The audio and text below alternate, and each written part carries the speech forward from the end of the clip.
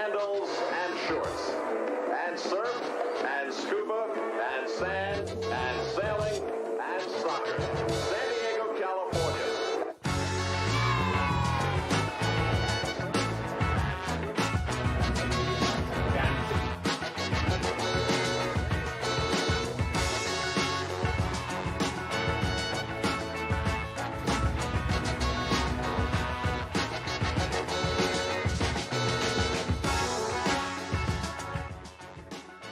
Season's greetings and welcome to Two Balls and a Mic, episode 236. 236 weeks in a row. 2 times 3 equals 6. 2, 3, 6. My name is Tony Sanchez, along with Alejandro El Chiva Villaseñor, wearing a reversal Adidas. Is it comfy?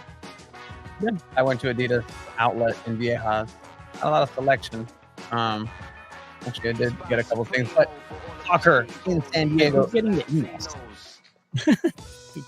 Is the name of the game. Using company emails for 15% discounts is A-OK in this company. Yeah, right? Cool. We're going to go ahead and recap San Diego Wave's latest loss. An unfortunate tie that led to penalties. Abe Tabella was there. We're going to go ahead and talk to him. He was part of the media, the stronghold of San Diego, being sent to the community college in Fullerton. He's going to defend Fullerton for goodness knows why. Yeah. We're going to get into that match. Why isn't Melanie Barcena starting? What's going on? And has the global search for a coach for San Diego Wave come to an end? Names potentially coming out. We're also going to go ahead and touch a little bit on the tryouts that are happening with SDFC. But SDFC also has the first ever signing in Duran Ferree. We're going to talk to Papa Ferree, Dad Ferree, and get his perspective on this incredible adventure and opportunity for his child and family, and get into what it takes to go ahead and be in that position. Like it's something people don't talk about a lot. Actually, people don't consider that. Like there's sacrifices the parents have to make for these athletes sometimes to go and do what they do. We're gonna go ahead and have him on in El Zarape de San Diego and Goals, Gaps, and Greats. We do have the behind the scenes of the Manchester United Real Betis match, and that will be coming up here in a bit. So that was a fun day. Season's greetings to everybody in the chat. Welcome in Esteban Toscano. Season's greetings. It's been a great, interesting couple of days moving forward. We're looking forward to doing some Leagues Cup coverage with America at Snapdragon. See that kind of Yeah. It was yeah. No, I moved it up a little bit. But all right, we want to go ahead and just say that moving forward, we're moving towards essentially our planning of the World Cup trip and just a couple of those dates and whatever's going to happen with that. It's going to happen. So we're going to start honing in everybody in this little adventure, and hopefully we can get that support as we've always been supported across the multiverse of soccer in San Diego and across the universe. One of the Beatles' most underrated songs. All right. Nice hat. I like your hat. Yeah, it's a cool hat. It was a gift. Oh, It was a gift from North Park Connect. Lopez 619. He's usually in the comments. Nice. Yeah, it's a really nice. I don't frequent designs on the hats. Like, do not adjust your television screens. That is the version of the SD Padres. I went to my first Padres game. I think second Padres game. It is hell not being able to eat at Padres games. Like my sense of smell is heightened. Dude. So like I smell. But you're eating a little bit now. No, it's fine. But like I smell just the pizza from 5 rows below. I'm like, that smells phenomenal. some tri-tip nachos came my way, and I just whiffed them. What's the first thing when you're able to like have full meals again and all that? What's when you go to a Padres game? What's the first thing you're gonna eat? I mean, I'm not a big alcohol guy, but like I'm looking forward to that Barrio Dog drink. The michelada and all that. Yeah, I mean, but even then, like, no, that's not my go-to. So I mean, what's your go-to? Look, man, there's something about garlic fries that just hit. And that's like literally where I can't eat. Like I no, like that's the last thing I can come back to. But I mean, I don't know. Like, dude, nothing like a good hot dog, a nice drink. Hodads, maybe. Do you put mayo on hot dogs? You can. That's Okay. allowed. That's So that's an allowed Petco move. Park doesn't have mayo, like when you buy a hot dog. Okay. So what you do is Mhm. figure it out. Get your hot dog, or you go to Hodad's first. They have mayo packets. And speaking of Petco Park, it's there you go. I like that. Gordito hacks for at Petco Park. I did go to that game, and something I did notice is that I put a little tweet during the Man U game that showed the sun hitting that what is it, eastern side of Snapdragon. No shade. 90% of games are going to be in the shade, and that's what's being advertised by STFC and Wave doesn't really comment on that because they know the reality of things. They know what they have in Snapdragon, but it was curious because it gave me perspective. Because if you are on the southeast Mhm. side of Petco Park at those matches at those games in the late afternoon, for the most part, those people are in the same position, looking at the sun and being uncomfortable for about the same amount of time as people would be at Snapdragon. So am I siding with SDFC in saying, yeah, come on, like if you're willing to go watch a Padres game, yes, Saturday, and Especially on a miss Sunday 30, game. On a 30 Sunday minutes, game. miss 30 minutes of a match, like you should be and you do it for the Padres, you can't be complaining about it over there. Different circumstances, very different Bay, Mission Valley, but semantics. Rub some sunscreen and you're good. Yeah, no, SPF a lot. With that, we're going to go ahead and transition into our first sort of section here where we're going to go ahead and bring on El Experto of San Diego Wave. El fenómeno. El es fenomenal. The prodigy. I'm sure. Who's prodigy? Himself. He is his own prodigy for some San Diego Wave coverage.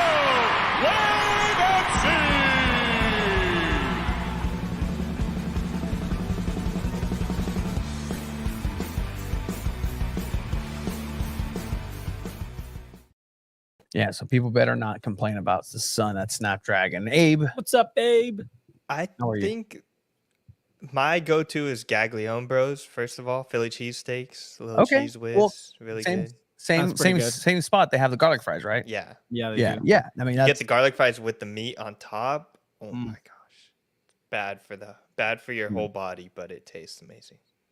I'm very basic at baseball games. Like legitimately, like I don't eat all the amazing food at Petco because like lucha libre I can get outside. Like the old time barbecue, just go to the actual place if you want it. Hodad's maybe. Like I'll give you Hodad's, right? Like that's something that I don't want to have to drive into downtown, into Pacific, into Sunset Cliffs. Like I don't want to have to do that for Hodad's. I'm at a game. I'm gonna go watch it at the beginning of the game. You get your Hodad's. You munch on it for the first through. That keeps you to the fourth inning. I like sunflower seeds, so sunflower seeds come out, and that's the constant throughout the match. And As you can you're have finishing a Hodad's at little, Snapdragon too. you can. You can. Mhm. Snapdragon, the home of San Diego Wave. San Diego Wave not playing at Snapdragon, instead moving to visit Angel City over at Not at BMO. a community college like CSU. Yes, Abe. Titan Stadium is is also a Cal State University, same as San Diego State University. It's not like SDSU's parking garage. It's a lot bigger. It is 11,000 people. It was packed. It was Whoa. pretty cool. whoa, dude. Just tell me, what was the atmosphere like? I mean, Angel City games. I mean, there's supporters. I was expecting a little bit less than the Medica game that we saw last week, but it was packed out. A lot of people were ready for Christian Press's big return to the pitch. I was genuinely surprised by the turnout, but there was some Wave fans too. The Wave actually had more like flags and tifos out on their supporter section, which is kind of interesting, but didn't really hear them the whole match or didn't get to see any of the bubbles or anything, but it was a big turnout. I like that stadium.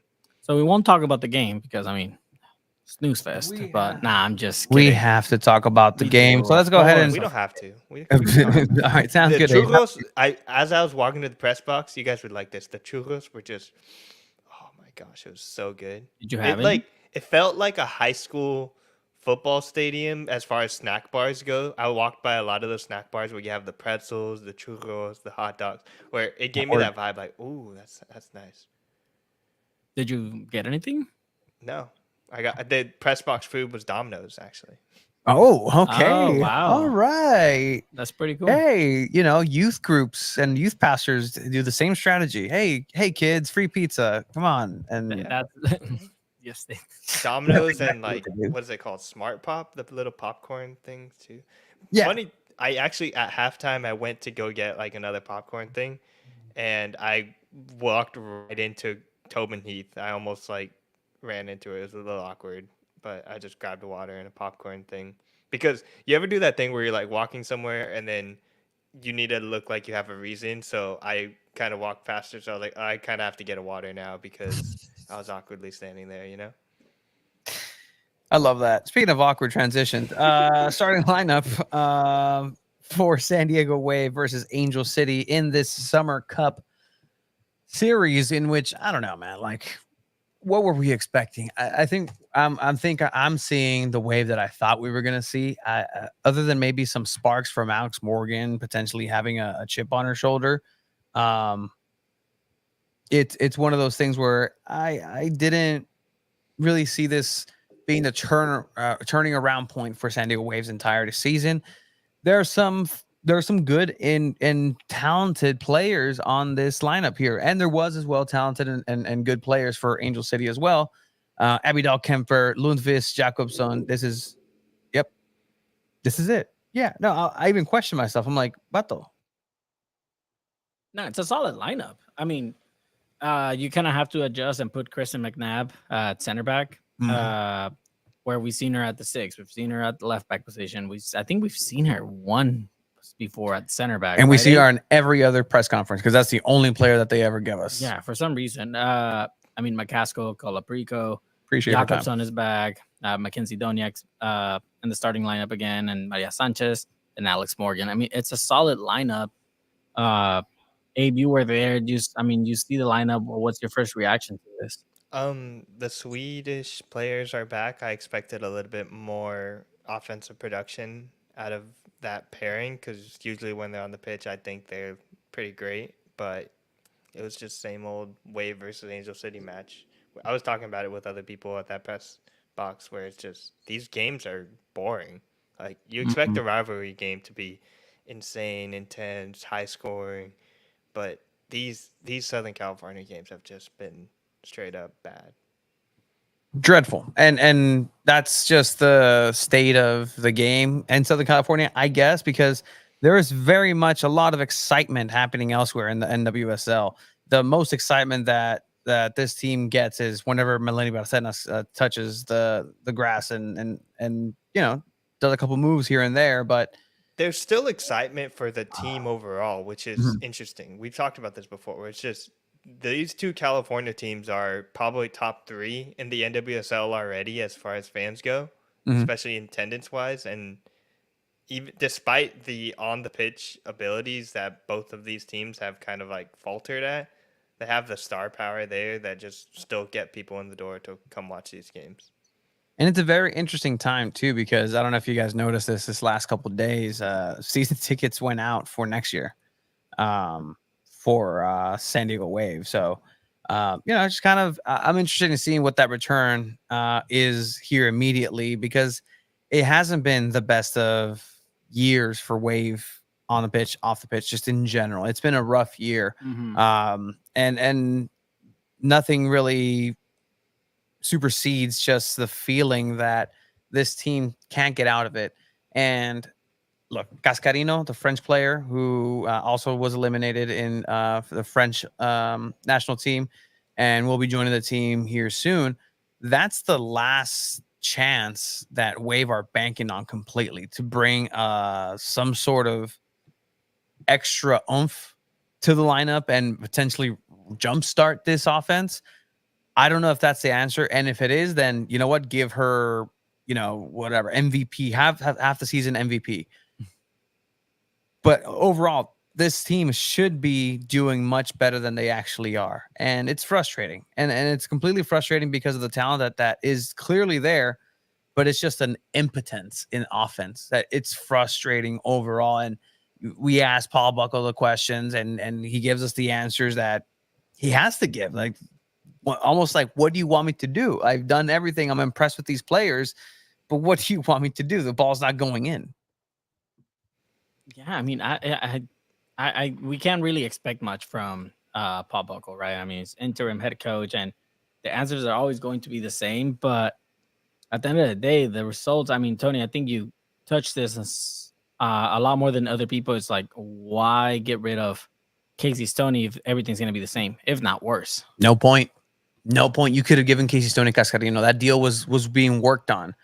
It wasn't a night and day thing. Like, I know for a fact that wasn't a night and day thing. Oh, Casey's gone. Finally, Casey was stopping this. No, this was a deal that had been being worked on. It got to a critical point with Casey Stoney that it was decided up top, hey, we're going to part ways.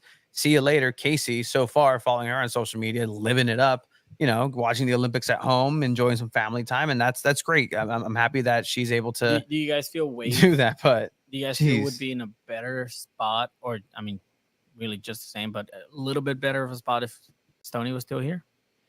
I think they'd be in the same exact spot. The only difference is we'd be talking a lot more about the schedule. Yeah, much more scheduled talk. Much more. I mean, hey, maybe Jill and company wanted to go ahead and cut the amount of fines that they were getting, and that was it, right? Like, hey, Casey, we can't keep paying for these fines. No, so hell no. bye. No, that's not why. It's not.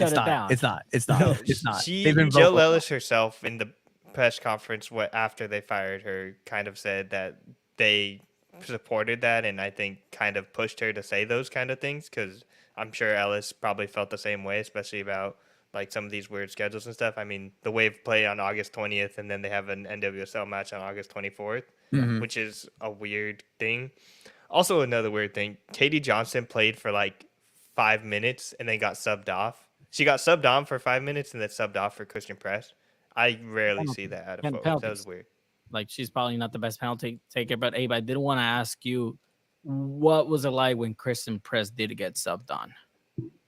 It felt like how it feels when the Wave sub on Melanie Barcenas at Snapdragon Stadium, where anytime the ball gets close to her, anything that happens, fans are watching her as she's training on the sidelines. It felt probably more heightened than that Melanie Barcenas feeling, but the whole stadium was just all eyes on her the whole game, waiting for her return, because she has been a prolific performer for the U.S. and for a club when she was safe, not injured with Angel City. But after like years and like 4 surgeries, coming back and being able to do that is actually pretty impressive out of Kristen Press. No, I mean, I agree. I mean, she's a legend just overall. And I mean, it's good to see her be able to come back on the field. And I mean, bury a penalty against Wave too. Yeah, no, this is a team that, at this point, right, it's penalties. Anything can happen. And I mean, the word legend is going to be used very loosely this episode. You'll see later for Man U coverage. But yeah, I mean, Katie Johnson, San Diego Wave legend, being part of history here, giving way to Kristen Press. But I mean, what a terrible penalty from Amiro. There's been terrible penalties in this. If you're watching here live on YouTube, there's been terrible penalties. There's been terrible dives.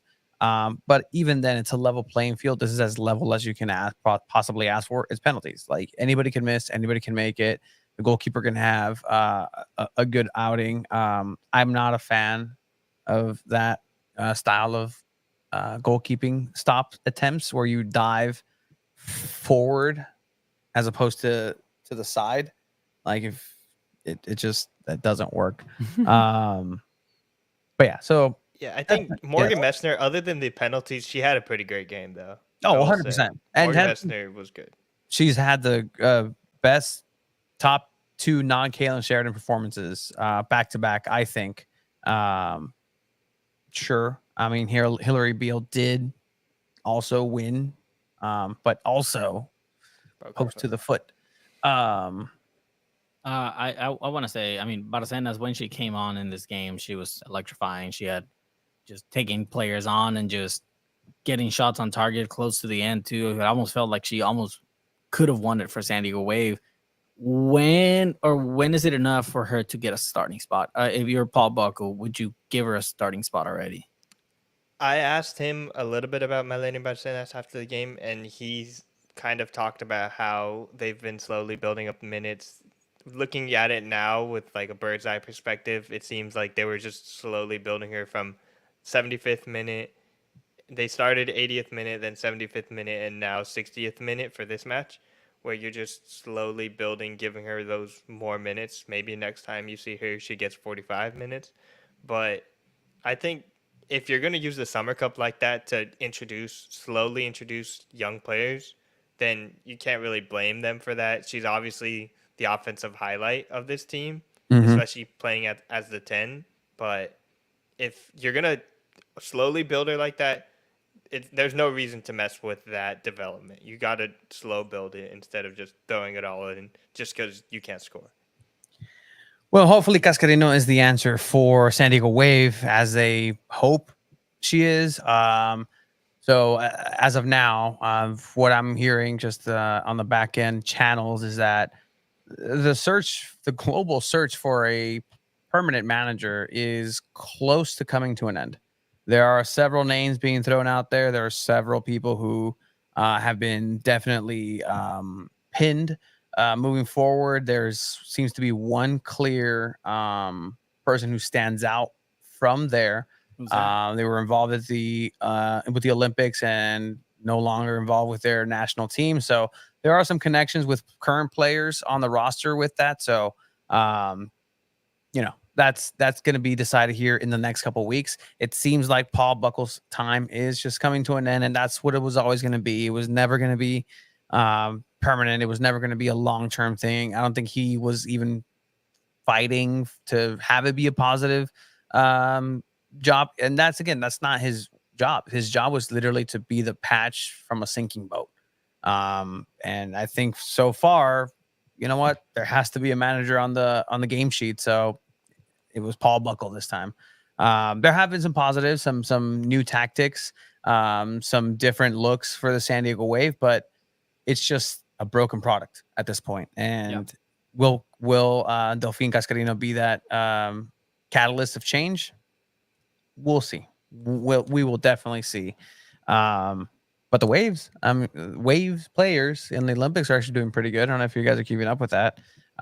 Made it far. I know you gave me the look. I know, but like Germa's been the only one still in it, right? Like Jaden Shaw hasn't played. Jaden Shaw hasn't played, but she's still part of the emotional team in the Olympic Village. She also gets a gold medal. So,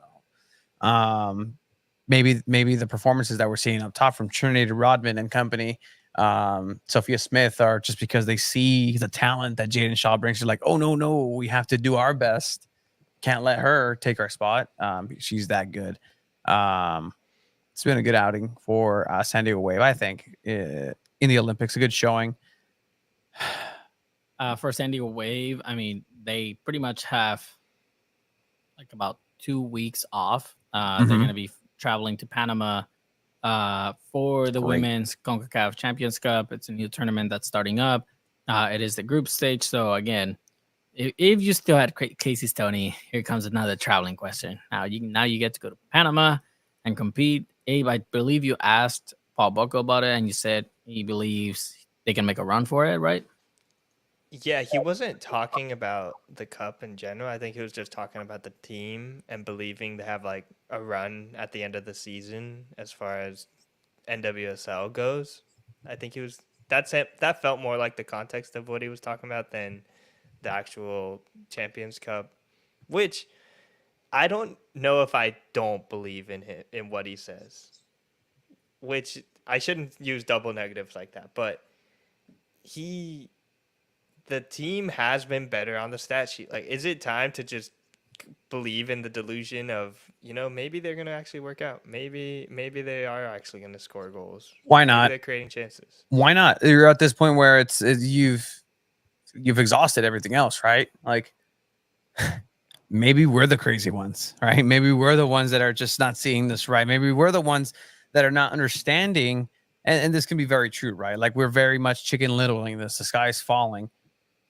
But I believe they are not couple of points away from a playoff spot in the NWSL, in the main league that they're supposed to be in.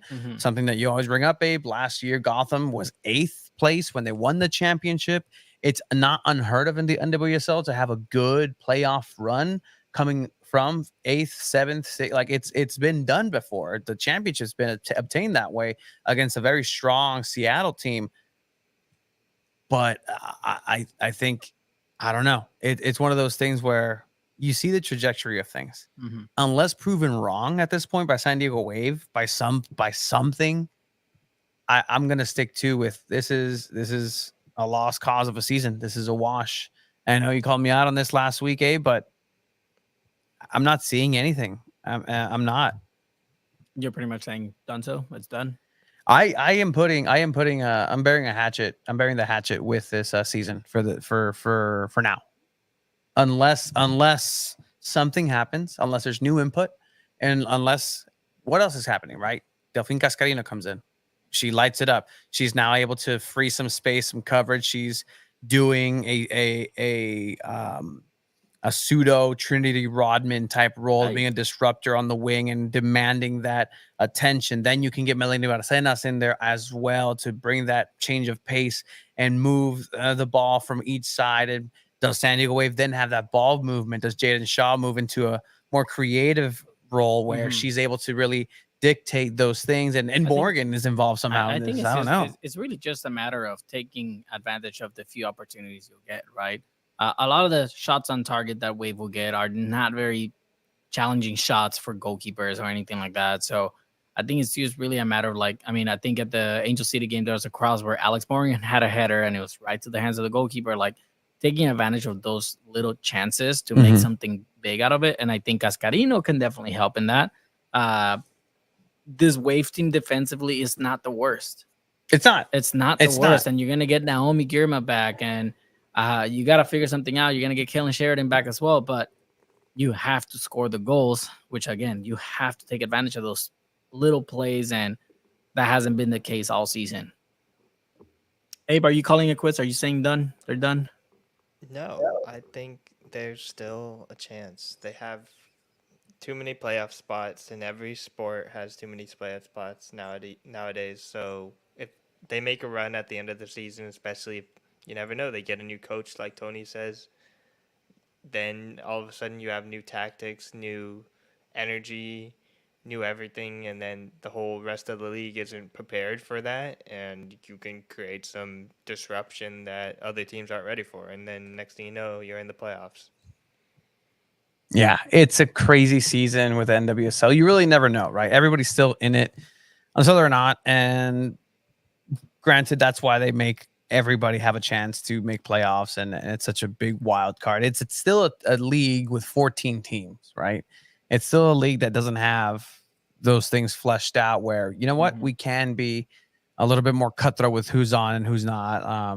They need that revenue. They can take that revenue, as many stars as want. And yes, Padre McPadre, there were 6. Gotham was 6, which is the last position of qualification that last year. They're 3 points behind Bay FC. There's still plenty of games left. I do think they make the playoffs. I don't think the NWSL script writers have that in place. I think Wave somehow squeeze in an 8th, maybe 7th. Actually, no, 7th's a little far gone. 8th is their best shot.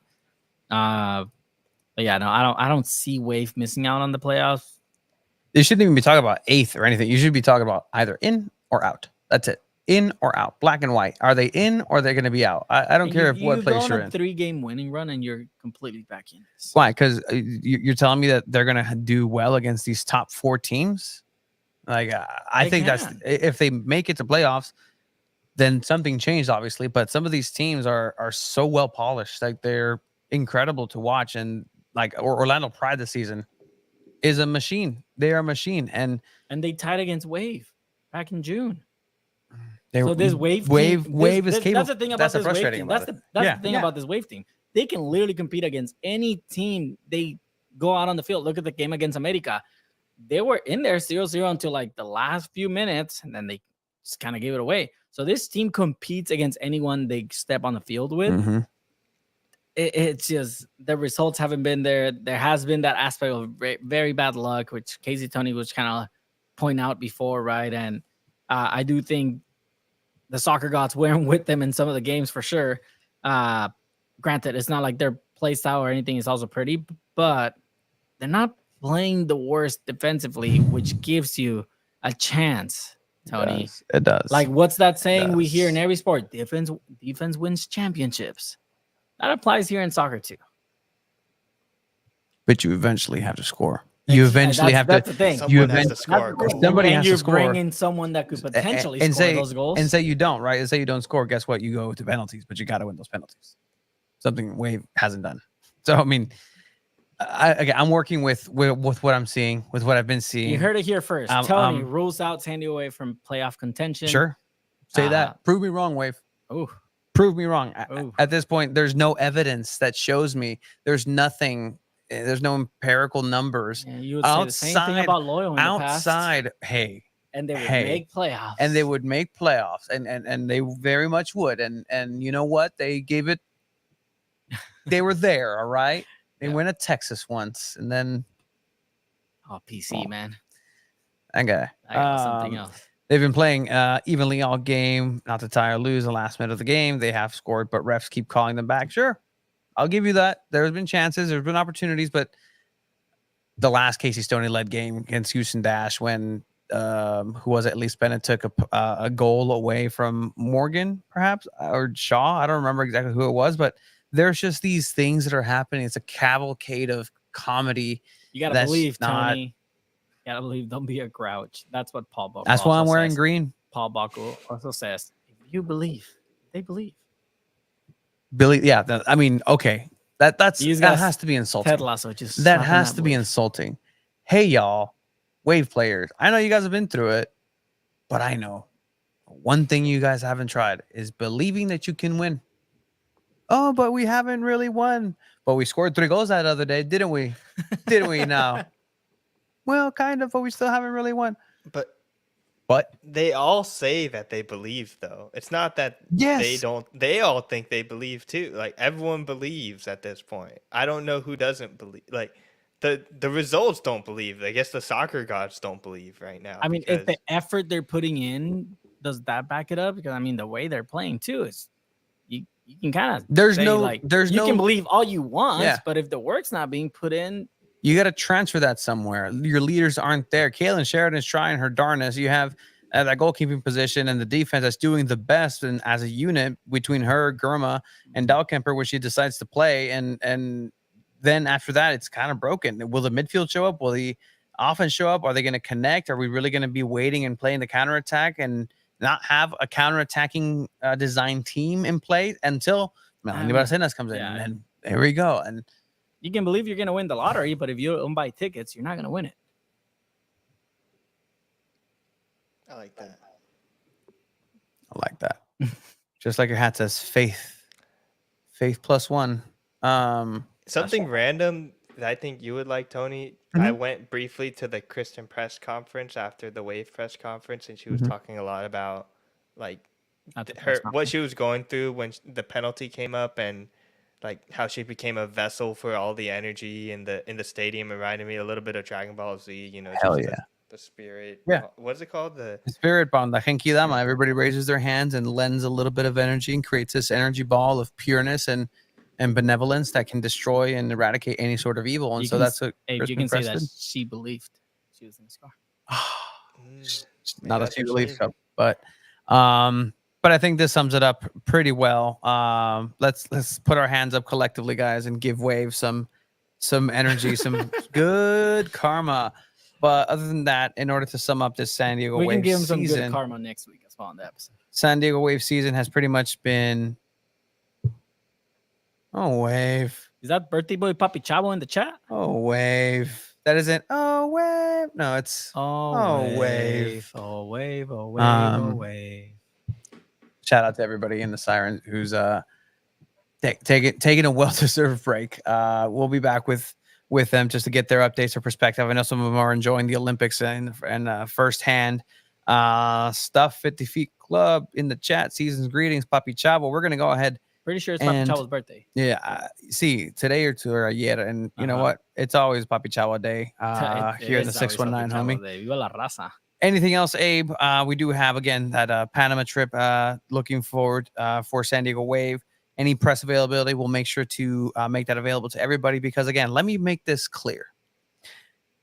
when we can't, you and I, we have our stuff to do. Abe sacrifices himself in a lot of different ways in order to bring the best coverage for San Diego Wave. And it's not just because he's part of San Diego Punto Futbol. It's just you're the guy. And I know you're not, you don't tout this or have your flag on it, but like you're working your ass off. And I hope San Diego Wave and fan base realizes that, like, Cue the QR code to donate and said Abe to Panama to follow it. Yeah, so start that. I should have done that. I think really if should have. we started that earlier on, we might have been able to do that. But I don't want to go to I'll do Panama. the flight to Panama. Let's let me viaje a Panama, because if we send Abe, we're not gonna pay top dollar. De Tijuana. You have a passport, right? CBX. Yeah, I have Sentry. I have a passport. Oh, about $700. $700. On trip. No thanks. Hey, I mean, if you're in the chat and you want to send Abe to watch and cover San Diego Wave game in Panama, and will Jaden Shaw be back? No, she won't be back. Because then you can ask her that same question you always ask her. I didn't do that.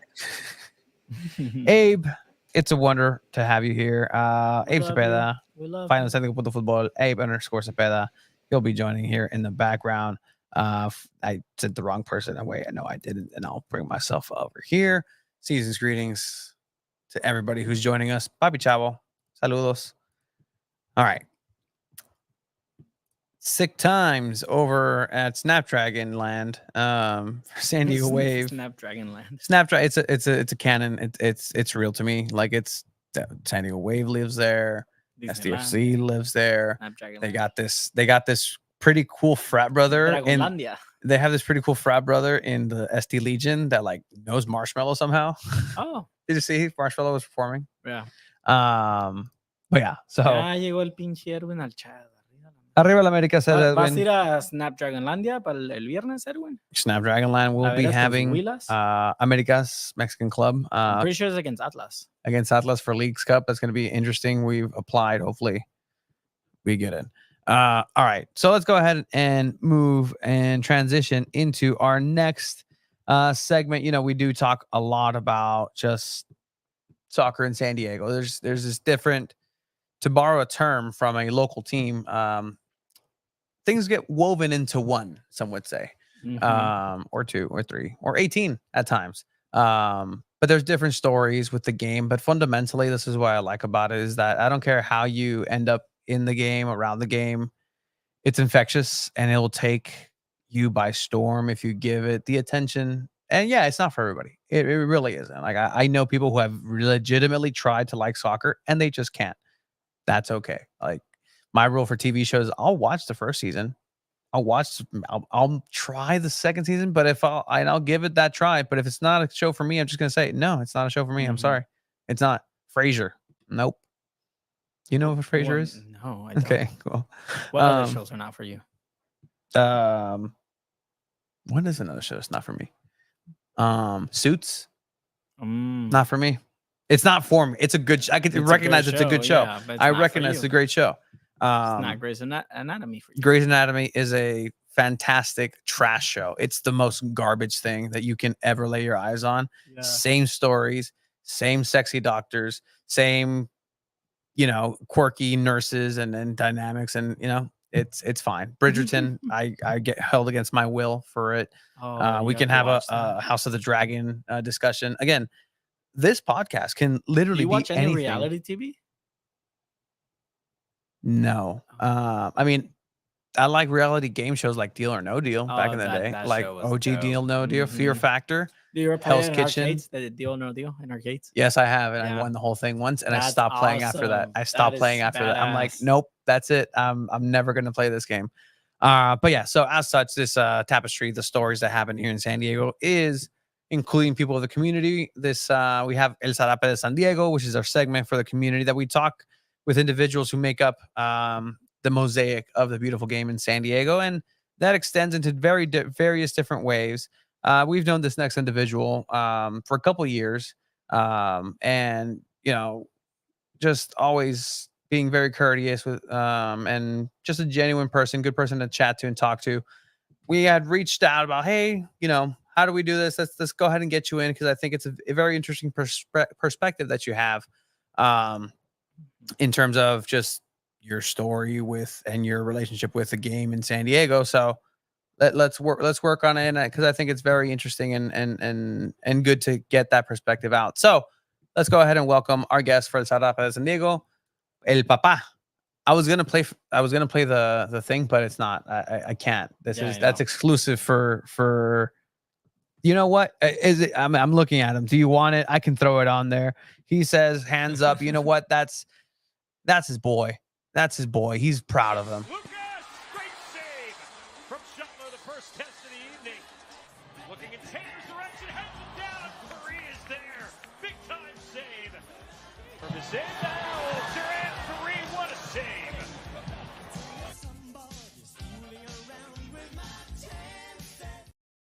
Literally the worst. No, it's not. No, it's the best, dude. It's the best. And I just love how you included that one save from Shuttler in there. Yes. Yeah, that was so great. It's part of it. It's a package that we received from Orange County. So I'm like, you know what? I wonder.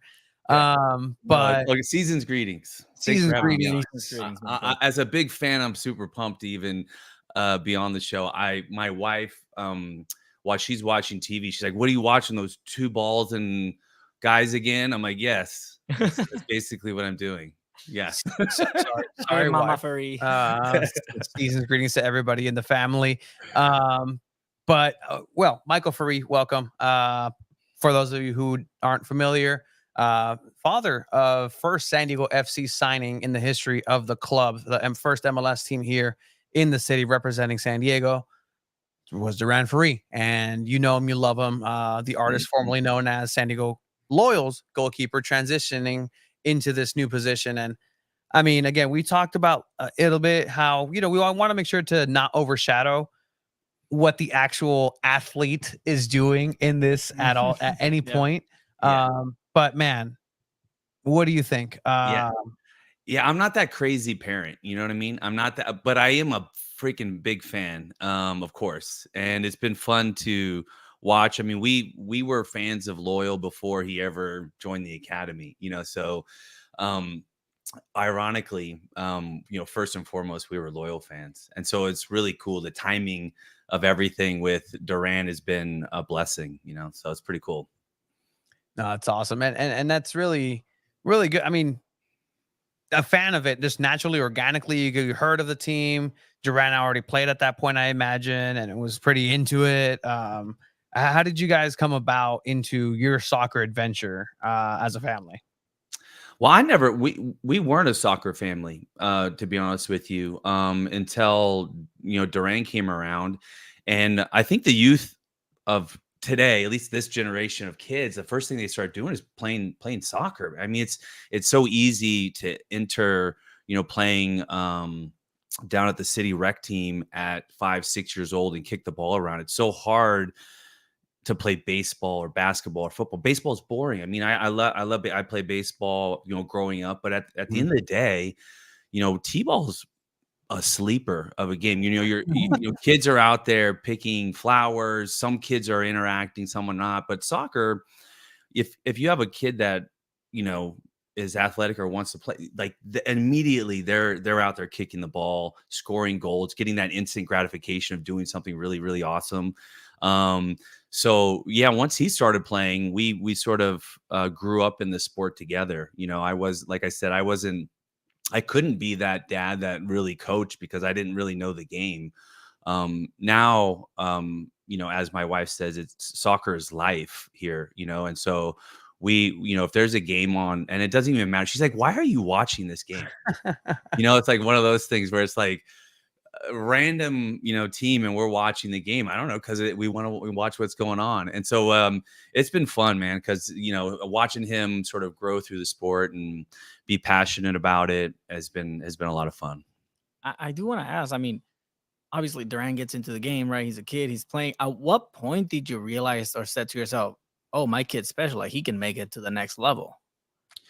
Can I be 100% honest? I will always be 100% honest with you. So, but it probably wasn't until a year before he joined the Loyal Academy that it really clicked. I mean, he started playing, like I said, around 6, and he was that kid that scored goals all the time and was pretty like just athletic kid, and then he went to surf when he was, I think about 9, and they didn't have a goalkeeper, so they just rotated all the kids. Everyone had to play a half of goalkeeper, and he's like, did that for a year. Still scored goals, played the mid, I think it was the number 9 spot mainly, and scored goals here and there. But he's like, Dad, I really want to play goalkeeper full time. We're like, are you sure? Like, are you sure you want it? Because once you go there, there's no really coming back from that. And so he just dove into goalkeeping, loved it. And people would say like, oh man, he's really, really good. I go, oh, okay. Is he? Yeah, I mean, yes, he is. You know what I mean? But that was sort of the situation. That was the situation. Was like, I think he's good, but I'm his dad, so I'm not really entirely sure. But after watching other kids, and then people going, no, he's got good hands, great feet, and does has good eye-hand coordination, all those sort of things, and he's definitely better than I was like, okay, cool. What does that mean? I don't know. What does that did it ever like click that I thought he would be professional? Not really. Because at that point you're just get good grades in school, work hard, practice, all that sort of stuff, and then whatever happens. But I'd say probably around 14, 15, it was like once he went to Loyal and Matt Hall really is like, no, he's special. That's kind of when it sort of clicked. I was like, oh, this is a possibility, And then it happens. Yeah. I mean, it took a couple of months, couple years, some development. There you are walking in and eventually getting that contract, that professional contract that gets you through the door. Can you talk about just kind of you and your family's experience with this? What are those talks like? Like, hey, like, are you sure you want to do this? Because it has some implications on the back end with education and whatnot, right? So what was that dynamic like as a dad going through it and trying to make sure that your kid at the end of the day does what's best for them, but is also happy? Yeah, I mean, he really wanted to. This was his dream. This is his dream to play professional soccer and really play in Europe and play at the highest level. That's what he wants to do, and we talked about it. And of course, his mom was more cautious, right? And going, if he does this, what about college? All this sort of stuff. And I was kind of like, live your dream, man. This is an opportunity that may not come around again. Let the kid live, kind of thing. And if this is what he wants to do, let's support him and take this opportunity and go further with it and see what happens. And then if something doesn't work out, then school's always there. It's not going to go anywhere. And so it was definitely challenging because these kids aren't getting paid a lot of money, right? So like as a parent, you're like, well, how do we pay for college? So once you go pro, and if he does want to go to college, there's no scholarship. You can't, he's not going to go there and play and get a scholarship. So how do we sort of justify that a little bit and call it, and so it was a conversation that went, back and forth. But at the end of the day, we kind of had to put faith in Duran and what he wanted to do and just support him. And it's really cool that you have that outsider perspective, speaking about like just the game in general, right? Like you weren't a natural, soccer fan coming up and growing up. You don't have that instinct where you can kind of, hey, look, the mechanics are this way. Or when you're in this situation, you can just kind of put yourself in this headspace. Or I get what it feels like to, get a hat trick scored on you, or I know what that feels like. So what are those kind of things that you bounce off of him with? Because again, he's still a growing boy at the end of the day. Like he's still maturing. He still had a long way to go to get to his prime. He's got a good head start, but I mean, what are those conversations like where okay, I'm done with you, Ricardo. All right. I get it. Like it's cool. Landon, cool. You two back to Durant. But what's that like essentially? Like, and like firsthand what island that goalkeepers live on, right? Compared to other field players where, mistakes can get lost in the shuffle out in the field, but a mistake in front of that goalpost becomes tragic, and so how do you deal with a position that there's a lot of failure involved in it? Is interesting, and I think it's twofold for Duran. He's such a good kid, and he's very calm, and he's very positive and forward thinking, and I think that's innate. And I think some of these like things, not only being athletic, but certain things are just sort of innate personality, that he's born with, and I think he's just blessed with that to some extent. But it's something we talk about, balancing positive and negative situations, and how negative situations, being negative, can greatly affect your play, or just even your chemistry and positive things. So how do you deal with things when they do get negative? And how do you sort of remain positive, or what we talk about is being neutral in situations where, listen, there's no chance we're down 4 goals. There's no pretending to be a positive person right now, right? You're gonna freaking lose. But how do you just stay neutral and continue to work on the next play and forget about it and move forward? And then when the game's over, analyze it, perfect it, move forward. Like it's definitely a challenge, especially at a young age. And like I said, as a goalkeeper, I mean, I was shocked to some extent when we were going to Loyal games. We were exposed because we were sitting behind the goal, which I think has been good for Duran, to watch like behind the goal of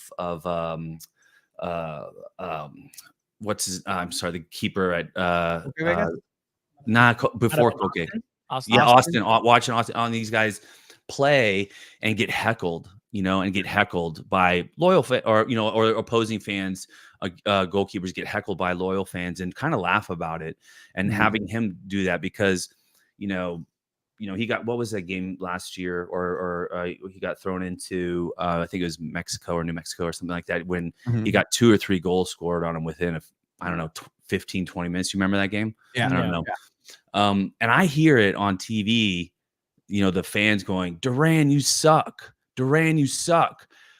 Duran, it's all your fault. It's all your fault. And I'm like, I won't curse on your show, but I'm like, I was saying a lot of freaking curse words. I'm like, these men are yelling at a 16-year-old. He just got 2 or 3 goals scored on him. And they're thinking it's okay to tell a kid that he sucks. You know what I mean? Yeah. And so I think that's like, no other player on that field is going to get that. Nobody, except a goalkeeper, is going to be put in that situation where there's that sort of level of pressure, and then that sort of level of torment, I guess you could say, throughout the game. And to be able to, put that all in perspective when you're 16, 17, 18, 19, 20, 30,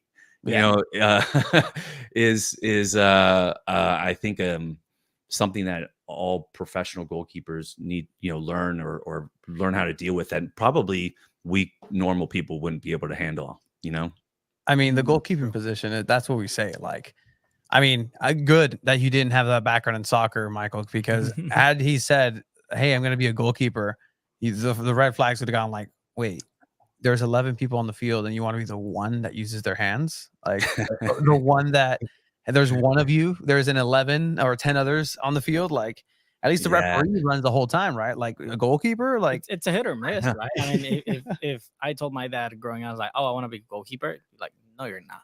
Like, no. I'm thinking about it now. Like when I told, so for me, it's a big deal. Yeah, it's was a big deal when you tell your dad.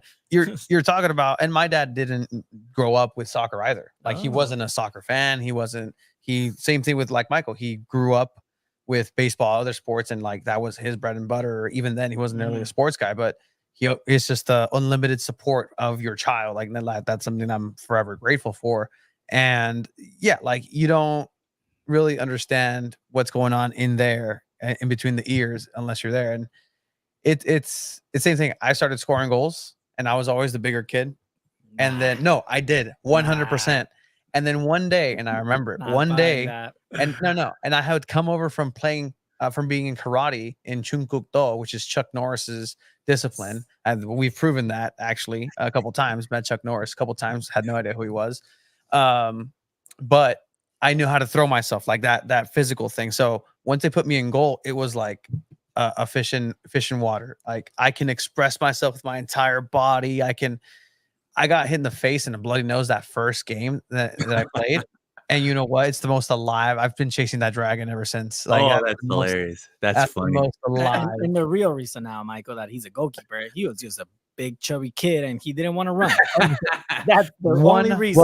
Well, yeah. I mean, getting hit in the head now answers a lot of my questions. You know, that young at age. You know, but it is crazy. I mean, not only that, like people don't understand the position, right? Yeah.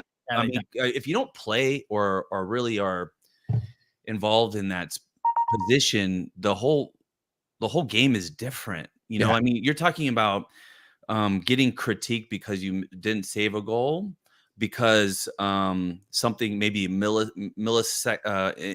centimeter here or there or something happened where you didn't get it, and you get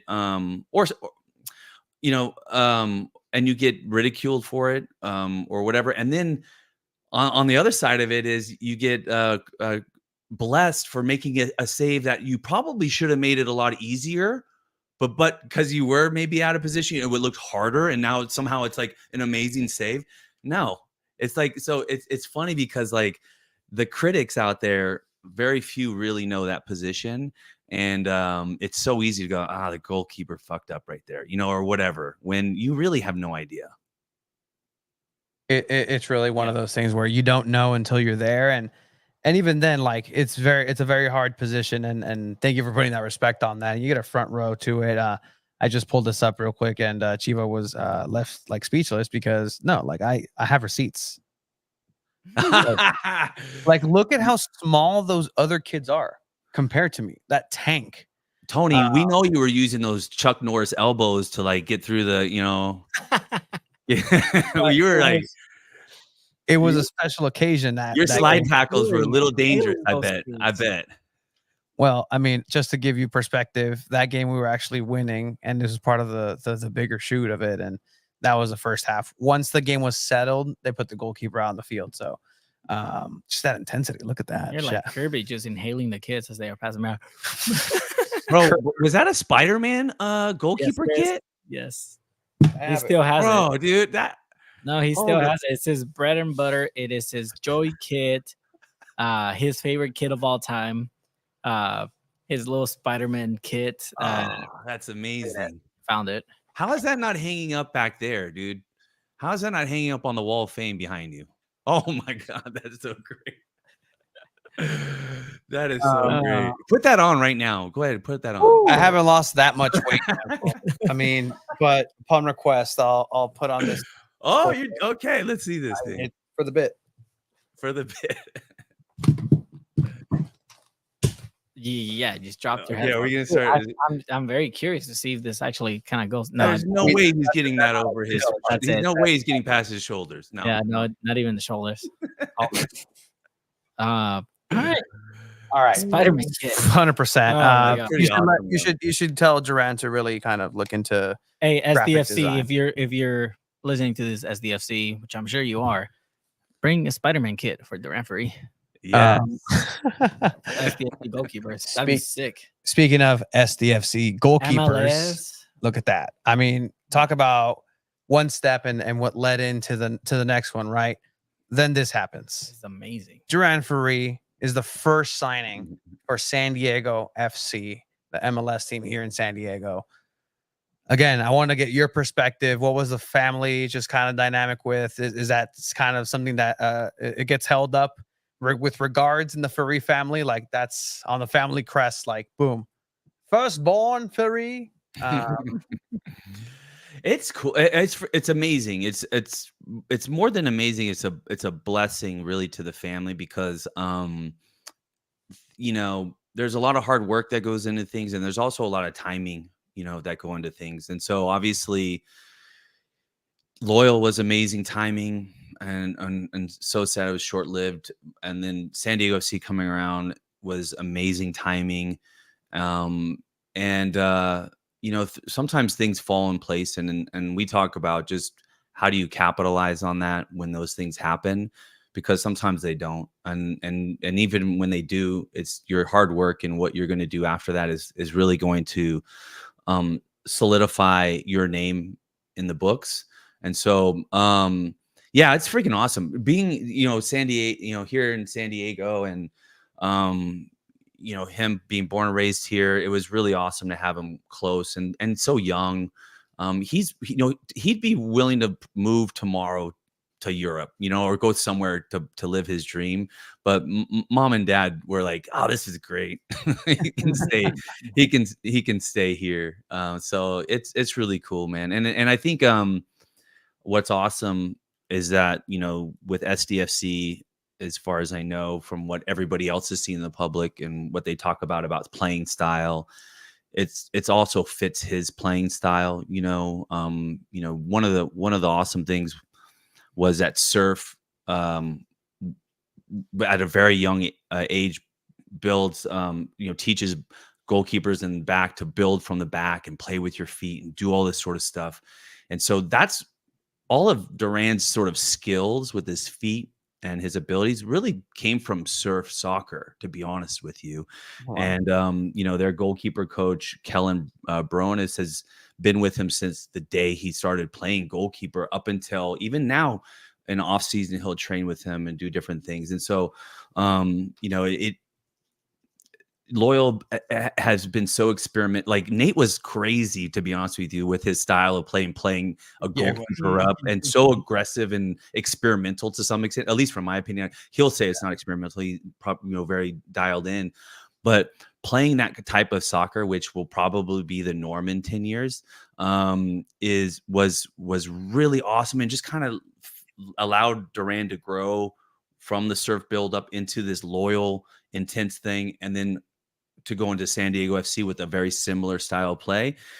I can only say it's a blessing, because it's not always that simple. He could be on a team that just wants to kick the ball, or doesn't have the back line to be able to play out the back and all that sort of stuff. So it's a blessing. It's awesome. We love watching it. Big fan. So, I mean, the question was asked here in the chat by Luis Amaya, like, so would he have been allowed? Because right now he's globetrotting it with U.S. Youth National Team, right? Like that's the parent aspect of that has to be crazy. The wildest field trip ever asked. The permission slips must be insane. Make sure you read those. But he's out. He's doing his thing. What do you see from your perspective when you see, your boy going into these exotic tropical lands and or different places around the world? Like he's seeing the world at a very young age. Yeah. Right now he's on a flight from Mexico, Leon, Mexico. Right now he should be landing here in San Diego in about an hour. It's pretty it's insane. The guy, I mean, Loyal traveled what do they claim, like 40,000 miles last year? Yeah. Something like that. And that didn't include his trip to Brazil with the US, to Guatemala with the Gold Cup, to Indonesia for the World Cup. So I mean, that was all just last year. He must have traveled like 60, 75,000 miles on an air, and which is it's wild to me. It sounds completely exhausting, thank God he's young and probably, doesn't really know any better, but like, yeah, it's insane. It's pretty crazy. I mean, as far as this question goes, as far as letting him go to a European academy, at this point, I'm literally just his dad. And so now he and his agent and all this sort of stuff, make up most of the decisions that are good for him. But as going to play in academy or in Europe, you have to be 18 or have a to actually get minutes. So he doesn't have a European passport. So, but he turns 18 in September. But he's so excited for San Diego FC. I mean, I'm not here to speak for him, but yeah, that's sort of the scenario there. You know what? We might need to do a little bit more research on it, but there's a chance Duran was probably the pro player in the world with the most mileage traveled last season. Right. Yeah. I mean, he's on there. Think about it. If San Diego Loyal was described the most traveled team in the world, by de facto, Duran traveled more than any player in that team. Oh, by maybe double. Like I don't know. Like we have to pull out the map and do the thing. But yeah, it was what was it? That's so insane. Brazil. Was it Brazil? I can't even remember now, to be honest with you. But Guatemala. Guatemala, Brazil. It was Brazil for a camp. They played Brazil. And then Indonesia. Who else wasn't? I mean, no, there's no other. Like, Literally, the only one that had a chance were the Kiwis, maybe, but that's about it. Kyle Adams. Yeah, Kyle Adams went back. Yeah. Yeah. So, I mean, what? Yeah. No. Yeah. I'm gonna hit up virtual stat man, Sean, San Diego Loyal, who helped put the Loyal Legacy book out. Yeah. He'll probably definitely know that guy. He'll get on it. He'll probably. He's on a yacht. He's on a yacht in Monaco right now, just watching football to the mic. It's cool. But what's next, Michael? Like, Yeah, I mean, what's the dream destination? Are you living it? Is that what it is? Because that's a fair answer too.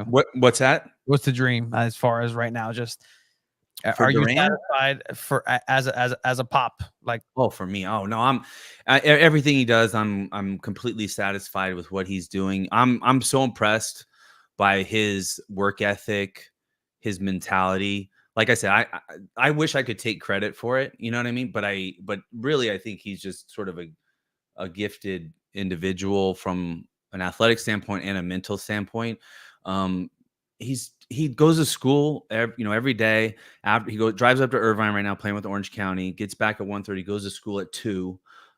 This school, I never have to ask him, did you do your homework? He does it, gets home, then he'll go to sauna or an ice bath, and then he'll come home, go to sleep. He doesn't drink soda. Like, the kid is kind of crazy, to be honest with you. In my mind, like, I'm like, do you want a soda? No, I just drink. I'll have water or whatever. And it's not even a big deal. It's just what he does. Like, it's just his thing, and I think he literally is thinking way further than I'm thinking. So no, I'm impressed by him as just a man, and I can't be more proud of him just as an individual. And anything he does with sports is literally icing on the cake. So I love that. I mean, look, we've come across him a couple times, and we work with the youth, so I can tell you from a mile away when there's a good kid, and when there's no such thing as a bad kid. There's just a good kid that made bad choices. But I'll say that Duran is up there, man. So you've done a fantastic job with him, and at the end of the day, like, he's gonna be his own man coming up, and we're gonna be witnesses to something very special. Esteban knows too. Fellow goalkeeper is very, very mature. Has a good mentality. I mean, he shook off a red card from what I saw. Just, I mean, like nothing, like almost like that didn't even happen. And I was very happy with that. I was like, good. That was the craziest thing. As far as a parent, like, I feel like I might be more traumatized than he is in most situations, with these things. Because, like, that was insane, bro. That was insane, that game. And he, did his best and made it, went out on a couple balls that who knows what he should have done in those situations, right? But, like, get a red card in a Gold Cup final as a goalkeeper. Probably never have been he's never go get your stat guy on that one too. Durant's probably the first for that too. And we haven't talked about it after we talked about after the game, of course, and all that sort of stuff. And really the conversation was like, it is what it is. We move on, and that's just how that's how it goes. That's the wonderful, beautiful game of soccer. And so things like that happen. But I mean, that was crazy. I mean, that whole tournament was crazy. I mean, they played Guatemala, and they're shining like lights in his eyes, like the lasers. The lasers in his eyes on PKs and throughout the game, and that was like super hostile.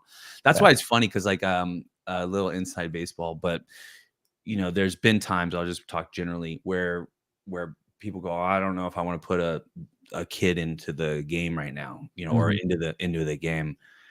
And I go, we're talking about a USL game. First of all, he's played in Guatemala against a very hostile crowd. He played against Mexico, lost. I think he's trust me, he's probably played in bigger games than most USL players. No offense, please, sorry, but like, so like, I don't think you have to worry about that, as a thing, other than skill and making normal mistakes because inexperience. But you don't have to worry about his mentality. Yeah. Mm-hmm. And that's something that definitely usually comes with later in age. But again, testament to where he's at in his development is he's ahead of the game. He's definitely ahead of the game. One last question here, Michael. It has to do with that mural. We were there for the kit reveal. I have one question that can be answered. The second one, I don't know if you can or want to. I'd really, really like if Let me take a there sip of was my an answer. tequila first, and then I'll determine if I answer or not. Here we go. All right. Right. First question is: have you negotiated with Andrew Vasiliadis on trying to take that wall home? One. That's funny. I think he was kind of weirded out by it, right? And I'm not just talking about the painting, okay? I know there's like all sorts of things with that. And God bless Which is those the two second painters. question. They're amazing. They're Yeah. amazing artists. So there's no way we can critique them. But yeah, he's like, what is like? They're gonna what? They're gonna do a paint. This is like, I mean, he's 16. It was kind of just like a weird. You were there, Tony. Yeah. And you asked him, and he's like, yeah. And they did a reveal, and he just goes, okay, that's cool. Yeah, that's cool. Yeah, I don't know what am I supposed to say about That's this? a 16-year-old answer. Like, I love that. It's like, Yeah. it's like, oh, okay, cool, thanks. Cool story, bro. Yeah, it's kinda, I don't know how to process this Trying to thing. go play Fortnite with my boys. Like, sorry. But it is. I guess it's still up. Yeah. Didn't Andrew say that on your interview? I think he said it's still up. Yeah, no, it's still up. Giant sign still up. Shake Shack still across the street or across the way. So it'll be interesting to see what they do with that. I'm really curious. Like I think in the Museum of Loyal that Coach Beto Kitman has, that wall needs to exist at least. That'd be sick. That was kind of the best. Am I wrong in saying I felt like that one was the most similar to the player? No? Collins. Yeah, no. Okay. Guido was having a shellfish allergic reaction while dribbling the ball. Colin was Colin probably somewhere. That was Colin. It was a variant. Duran, I can definitely see. You know why? Because he's very young and his features haven't developed. So you know what? That is at that point. I will back you up on that 100%. I felt like it was, similar. It's, it's close. I think he had like a broken finger though in it, like I think his one finger was like out or something. I don't know. But are you able to pull it up? I'm pulling it up right. I remember that day. I'm looking at it. I'm looking at that smile of him like, yeah, that's me on the wall. That's me. Yeah. There it is. Yeah, look at that pinky. Yeah, it's that pinky, dude. It's already broken. Hopefully that's not foreshadowing, Yeah, no, he'll be fine. Make sure he wraps. Make sure he gets that proper wrappage against around the fingers. But yeah, that has to be pinky. That left pinky is a little wonky. I love it. Now I'm looking at it right now. That does look like Duran. Like that's the closest one to out of the three. I saw the renderings for the other players and not the ones that actually happened, but some of the other players. I'm like, I'm glad they went with simple features here. They did call him dirty on that one. Yeah, yeah, they really did.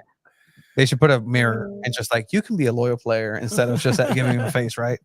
But Michael, it's been an absolute pleasure tonight. I know, you're picking him up. Is that what's happening? Dad has that responsibility. No, mom's getting him. Mom's getting him. Yeah. So I'm gonna enjoy the rest of the show with everybody else here. No, appreciate you, but this is something something that I really enjoy. Again, it's a different perspective, and again, as we move forward, if you ever want to hop on back, I'd love to do that, and even do at some point a father-son pod. Is Tony? Is Luis saying am I the Deadpool Ryan Reynolds? Like, because that's offensive, Luis. Like, your regeneration cells actually work. Okay. So that's you're that nice pool. Okay, before the yeah. Okay, yeah, all right, absolutely. All right. I wish. Yeah, no, my wife wishes too. Love that, Michael. It's been an absolute pleasure. We'll have you back soon. Thank you for joining us. Right. San Diego. Just want to say one thing. I have I watch you guys forever, and I just want to say, Chiva, I stand with you a little bit in solidarity. I'm gonna burn a lot of bridges here, but I just want you to know that I'm right. I'm right here with you, my friend. Right here with you. Okay. All right. Now you can take me off. I love that. Thank you so much, Michael. Have a great night. All right. See ya. Have a good one, Michael.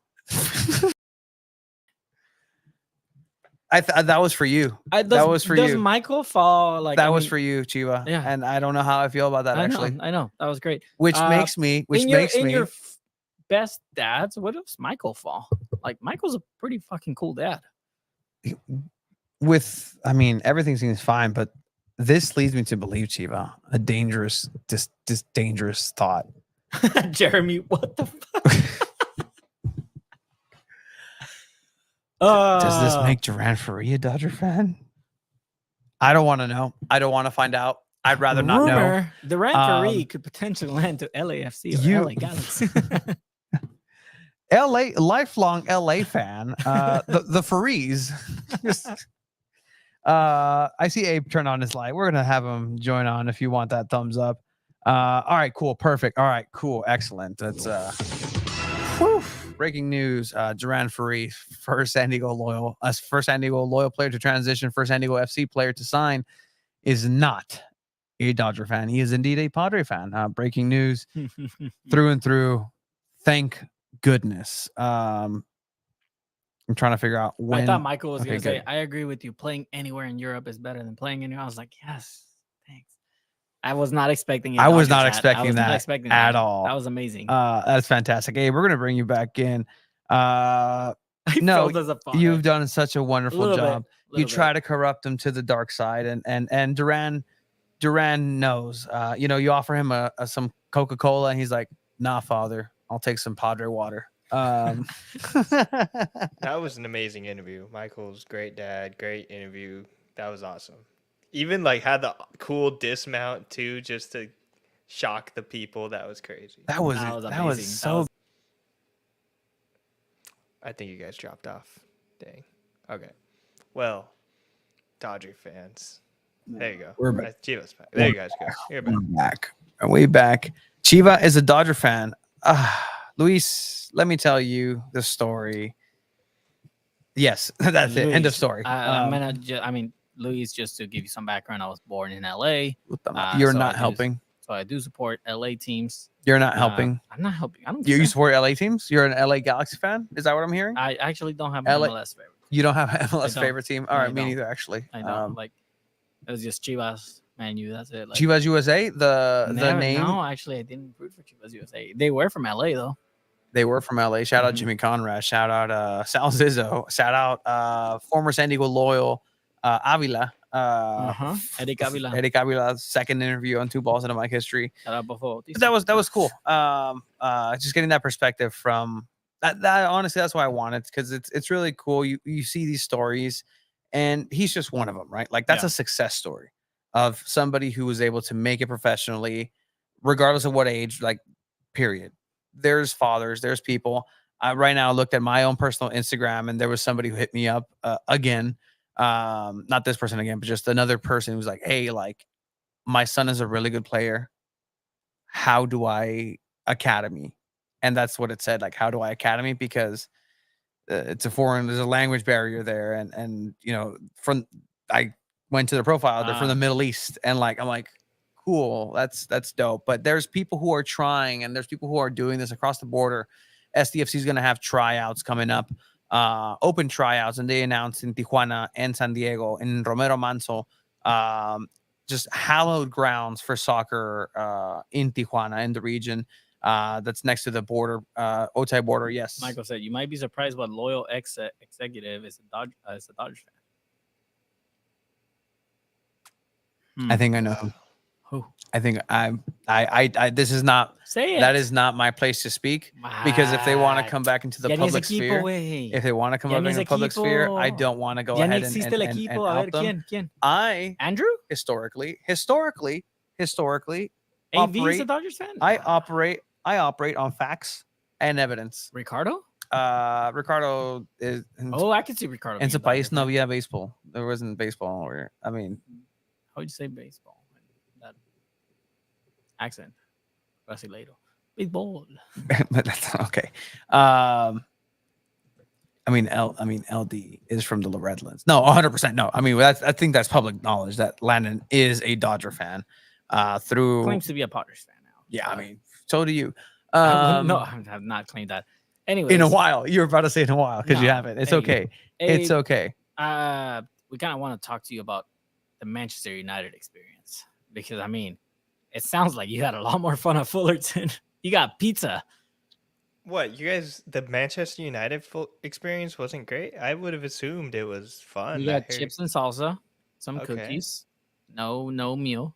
Mhm. Okay. So I mean, the fan fest was a bit of a letdown. Like we walked around a lot a bit, and it wasn't as fun. The hype wasn't it, to be honest. The activations weren't being active. It was. I've seen regular season midweek San Diego Wave games generate much more buzz and energy than this Manchester United Real Betis game. And I really think this is because of what happened last year. Wrexham coming in, the B team for Manchester United came through. True. You had the biggest name in Johnny Evans. Wow. Wow, Johnny Evans.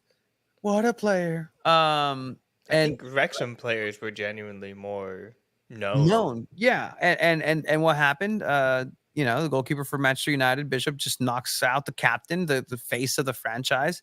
To answer that question, the reality TV, I don't even watch Wrexham because that's a reality TV show. Like I know the game. I'll watch the game if I want to know about the team. But yeah, that kind of put a bitter taste in people's mouths. And then Man U's coming back and the team was going to come out, and it wasn't a secret if you're a Manchester United fan that was going to happen. I did hear that there were tickets provided by an SDFC liaison to the community. So fantastic work there. Cool. Shout out. Really cool.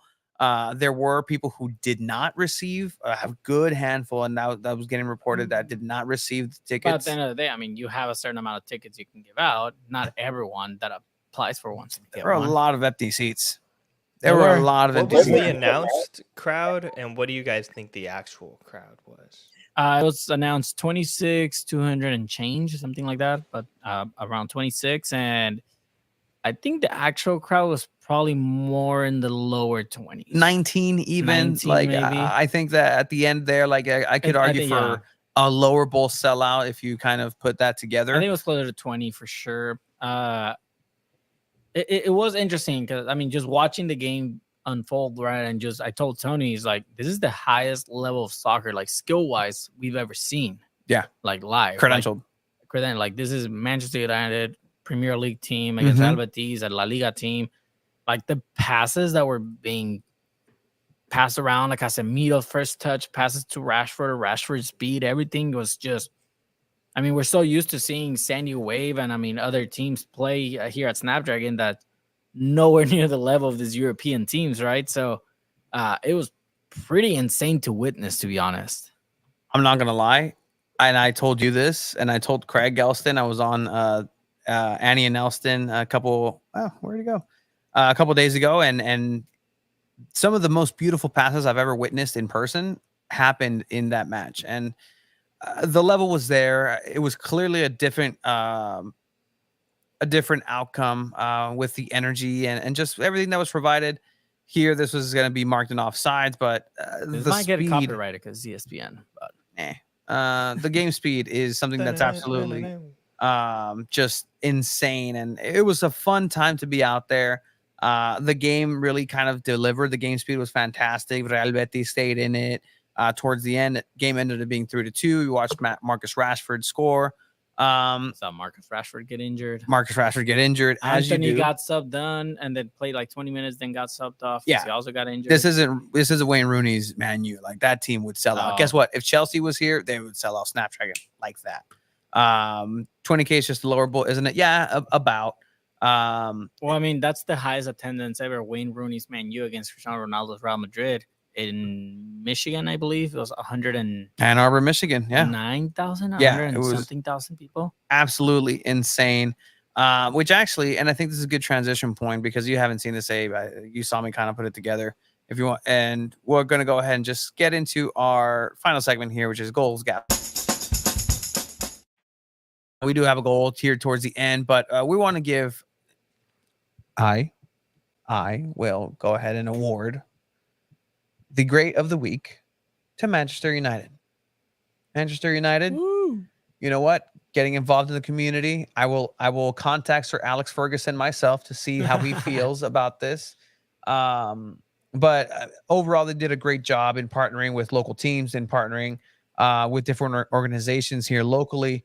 I know they brought the seemingly impossible. It's fun whenever it happens, but whenever SDFC and San Diego Wave like put their collective, whatever together and under one banner, it's usually a net positive. So they did a cleanup down with a couple of community partners and, cleaned up some areas and did some good stuff there. But they also went over to Escondido, to the North Park, to Washington Park, where the new Street Soccer USA courts are that are getting some very, very, very good use on them. So I'm going to go ahead and throw into a couple of little snippets from that up there. Some of the kiddos were participating in a high school tournament put on in collaboration with Manchester United. A Manchester United legend made an appearance. So we're going to go ahead and see what Wes Brown decides their five-a-side is going to go ahead and be if they were in a tournament of that liking. So without further ado, because I left. Yeah, it's not on there. It's not on there anymore, but I'll put it up there. Did you any FOMO from you, Abe, at all? No. Genuinely, like I said last week, the friendlies don't really do it for me. Hearing you guys talk about the passes and stuff like that does give me a little bit of FOMO, but when just in the moment, I was locked in on Olympics. I think a lot of people that I know have been locked in on Olympics in a way I wouldn't traditionally think. That they have some good stuff in the Olympics. Not gonna lie, like some sports have impressed me. Like, and it always happens with Olympics, or there's one that I'm just like, huh, that's a genuinely. If Michael Phelps, I was all about swimming. Like that China 2008 Beijing Olympics. I can argue in any barbershop for Michael Phelps and why he's the greatest Olympian of all time. I was watching triathlon today with my abuela and Willow, and they were both yelling at the TV about this American catching up. It was hilarious because there's no other sport that make people react that way. Yeah, it's Olympics, so people all of a sudden become nationalistic. Let's go. I love it when there's countries that never won anything that win something for the first time. That's just the best. There was also a Man United meet and greet, as Esteban's saying it. We got soccer with legendary player Andrew Cole. We actually had an interview with Andy Cole that never made the light. Like it was just buried, and it's somewhere out there. But with that said, here is what happened over at Street Soccer USA in Washington Park up north. For inviting us down today. Absolutely brilliant to see everybody playing. I think there was some pretty tasty challenges happening on the far pitch, but what you guys do is really inspirational. We have some programs back home in Greater Manchester called Street Reds, where we try to give young kids a good start and opportunity in life through football or soccer, and it's amazing to see the work that you do across America. We were lucky enough to be with your organisation in the Bronx last year, and obviously LA and San Diego this year. We would like to continue our relationship with both organisations, and to do that we would like to make a donation to both the LA and the San Diego teams of $5,000 each.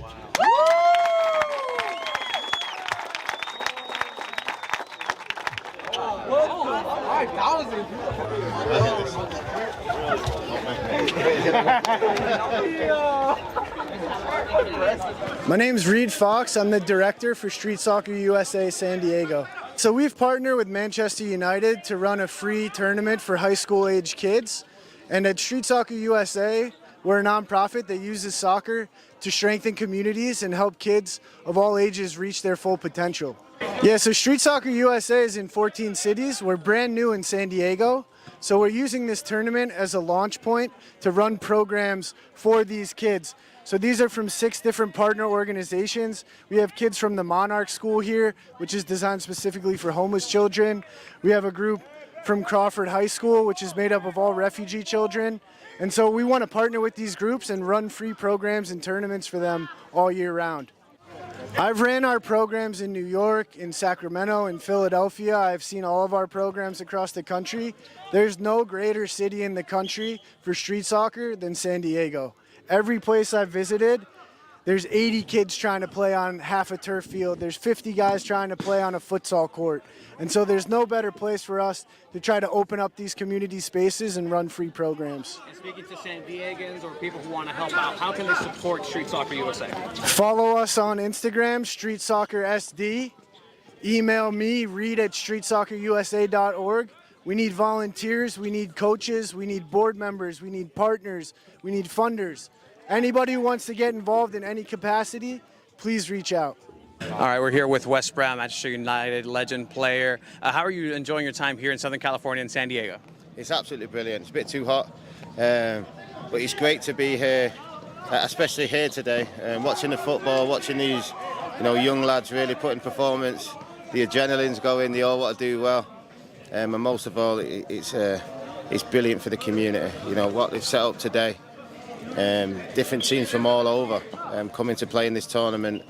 The charity has been excellent. So you mentioned the charity Street Soccer USA. Street soccer, a very important component of the game of football. What can you say about the importance of that aspect in the professional setting? Well, listen, I think everybody grows up differently. Some have more hardships than others, but I do think football brings everything together. Whether it's getting away for a bit, talking to people, and most of all enjoying, some good football with your friends and meeting other people as well. And that's, I think, as a young player, meeting other people was very difficult and talking, but I think these sort of things just expresses all that. So when you're playing at the highest levels and then coming over and playing with some mates, what's the one thing that you just completely love about the sport of football that just sometimes, even a ball comes to you, that gets you so excited? Like, what about that is what makes this the best sport? Since a young age, and you probably don't realise it for a bit, but like I said, I've met so many new friends along the way that are still my friends now. I mean, if you're talking about that's life, so you have ups and downs in sport, especially football, like I have, but you overcome them, and it makes you a better person for it, and you have better experience for it, and like I said, in general, football is a game anybody can play.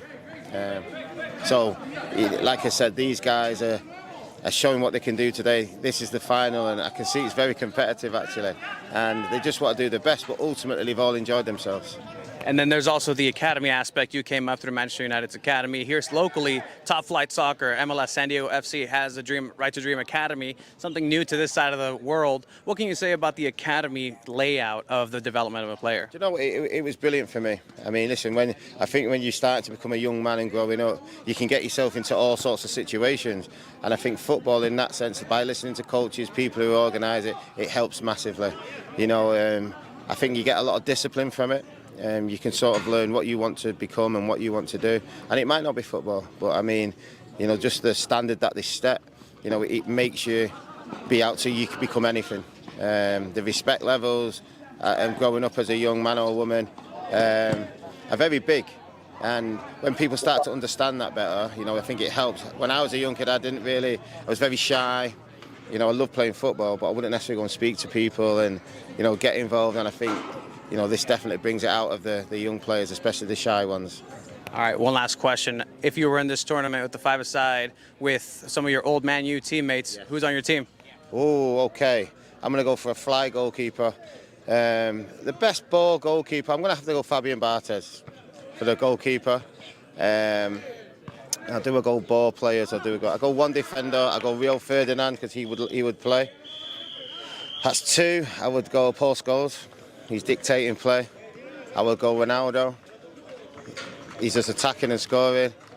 That's 4. 5. I'll go Wayne Rooney. Can do everything. And Sir Alex managing all of it. I appreciate your time, Wes. Pleasure. Thank you. Perfect. Perfecto. I muere. Manchester cabrón, United Tony. Estás bien legend. cabrón, Where are you? güey. Where are you, Abe? Get your gas in there. What you think of that, Abe? That's a cool. two-time Street champion. soccer USA is cool. Having community events like this is cool. That was all very cool. Nice stuff. I know. And that's why Man U wins San Diego football's great of the week. Absolutely. So with that, it's going to go ahead and take us really quick detour to the goal. I know. Wait, Papa- wait, before. Just as much as that. Oh no, that's the gaff. That is the gaff. So let me let's go to the goal first. Let's go to the goal. Okay, perfect. Let's go to the goal first, right? All right. So Papa Ferree actually, this is the link that you sent, boy. That's not the link. That is not the link. So that is the goal right there. I think. Madre. Oh, you exited out. I know I did, and I opened it because I know the shortcuts to reopen stuff. All right, so this came down the pipeline. Papa Ferree actually said, "Hey, like this is a good goal that the U.S. young men's national team took them to the final.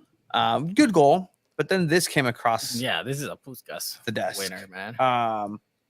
So this is an amazing. This happened yesterday, I think. Amazing goal. Viene la pelota para buscar a Ball. Con el pecho, Oh. Jeez. I'm sorry. No, the thing is, that's a last minute winner. The second half, 44th minute. Y se viene Sanabria. Viene la pelota para buscar a Ball. Con el pecho, Ball. Oh my god. Yeah, no, like you're insane, yeah, bro. for even like who thinks of that? Fucking nut job. Like, that's fucking crazy. Ugh. He was like, dude, oh my gosh. The crazy part is he had so much space in front of him too. Yeah, he really did. Like I think of that, like there were so many other options. He didn't need to do that, but it just made sense to him the way he was following his body composure to just flip into a Shaolin soccer goal. Jeez. That's fucking crazy. Yeah, sorry, Michael. I saw the goal you sent, Tony. Shiva vetoed it. I had to veto it because after seeing this goal, I had to. Yeah, he agrees. Like he put the little emoji faces. All right, so that does unfortunately bring us to the gaff of the week, Abe. And you know, you get first. I like getting your reaction to this. Let me. So just as Manchester United won the great of the week, that's just Manchester United as a club in general. Yeah, as an association. Manchester United players win our San Diego Football's gaff of the week. Do you want to see why? Why? Why did they get the gaff of the week? Johnny, one question, Johnny. Anthony, one question, Anthony. Jaden, one question, Jaden. Aaron, one question, Aaron. One question. Marcus, one question, please. Amad, one question, real quick. Amad, one question. En español. Una, Casemiro. Mason, one quick question. Mason, one quick question. Victor, one question. Victor. Not even Victor. En español.